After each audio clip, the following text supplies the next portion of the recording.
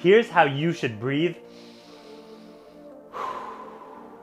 when exercising. Now, having the proper breathing technique is super important while exercising to prevent any type of dizziness, but also having the proper breathing technique while working out can improve your performance drastically. Here's the proper basic way for beginners. I'm not going to show any advanced techniques like the Valsalva maneuver. This technique is for light workouts for absolute beginners. So for resistance training and body weight exercises, you're going to breathe in during the eccentric movement and then exhale during the concentric. In other words, you're going to breathe in during the easy part and exhale during the hard part when your muscles are working. An example, when doing sit stands, you're going to inhale from your nose when sitting down and then exhale from your mouth when standing up.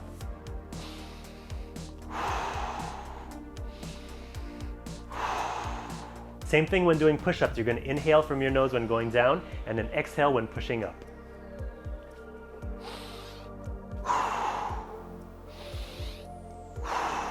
For cardio, you want to keep the same tempo. What I like to do is breathe in from my nose for 2 steps and exhale from my mouth for 2 steps.